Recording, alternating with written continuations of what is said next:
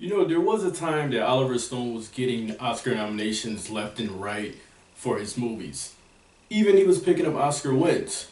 Then there was a time he made Alexander. But before he made Alexander, he made Any Given Sunday. To those who haven't seen Any Given Sunday, what is Any Given Sunday? Let's get into this.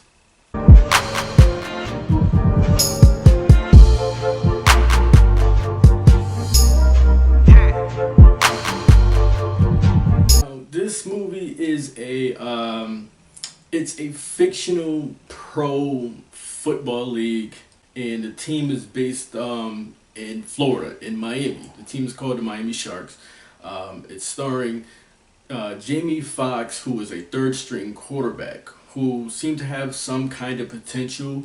Then he got into some issues in college that made him drop. I believe he said 6 rounds in the draft. So he went to one team, he played corner, and now he's on this team as a third string quarterback.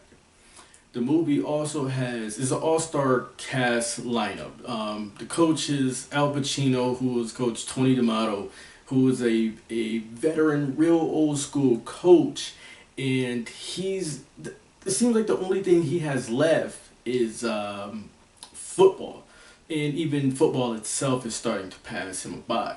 Like I said, this movie has an all-star cast lineup. James Woods in the movie, L. Cool J's in the movie. Jim Brown's in the movie. For those who are not sports fans and not American football fans, Jim Brown is one of the best running backs ever. He was a running back in the 60s. I want to say 50s and 60s, but I'm going to just say 60s for the Cleveland Browns. Lawrence Taylor's in this game. Dennis Quaid is in this. Dennis Quaid is kind of like the what Peyton Manning was to the Indianapolis Colts. He's an old school quarterback. He's more a pocket passer, your prototypical quarterback, and Jamie Foxx is more the new era quarterback, the more mobile, a decent game, a good game out of all those mishaps. He still doesn't get to start the next game, and he becomes the second string quarterback. But as the team is down in that game, he gets brought in. He plays very well, and he gets to play the next string of games. And he's playing out of his mind. He's playing to a whole new level. He's having the team think about the playoffs, because at that point of him filling in for Dennis Quaid in the beginning of the movie, playoffs seemed like it was not going to happen. But the same thing started to occur with him. He didn't know his side adjustments. He was not calling the plays that Pacino, the head coach, was calling, and that started to lead with turmoil in the locker room, kind of like this guy right here. And with the turmoil in the locker room and him not calling the plays, that also led to issues with Julian Washington, who's Cool J, who's the running back for the team.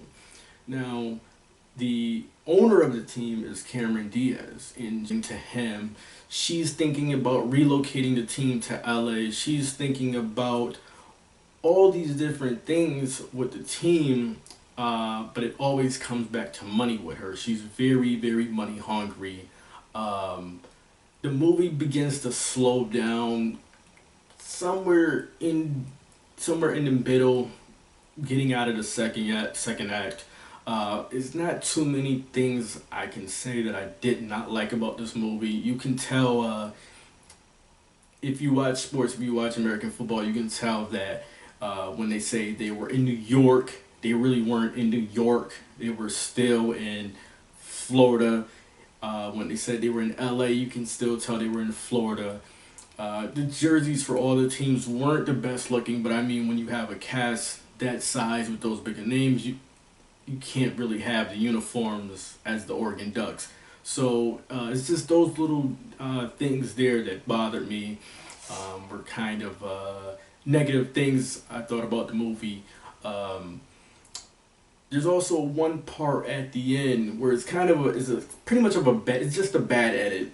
At one point, Al Pacino and Jimmy Foxx are on the sidelines. They're talking, and then the next scene, his shoulder pad is off. His shoulder pad is outside of the jersey. So this stuff like that is just little nitpicky things. Other than that, it's not Remember the Titans. It's not anything deeper. It's just a football movie. They going through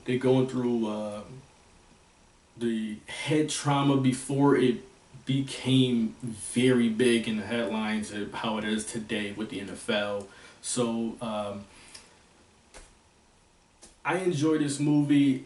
If you're not a football fan, if you're not a sports fan, you may not enjoy it. I love the movie. I have it on Blu-ray. So Any Given Sunday, I'm thinking a 72. I'm gonna give it a 72 out of 100. I enjoy it. I watch it every time. The sound, to this day, I still love the soundtrack. So if you're a football fan, if you're a sports fan, go ahead and go see it. You'll enjoy it. 72 out of 100 for Any Given Sunday. Did you see Any Given Sunday? Are you gonna see Any Given Sunday? It's over a decade old now. If you've seen Any Given Sunday, what do you think about it? Are you going to give it? What is your 0 through 100 for it? Let me know. Like, subscribe. More videos coming. Thanks for watching.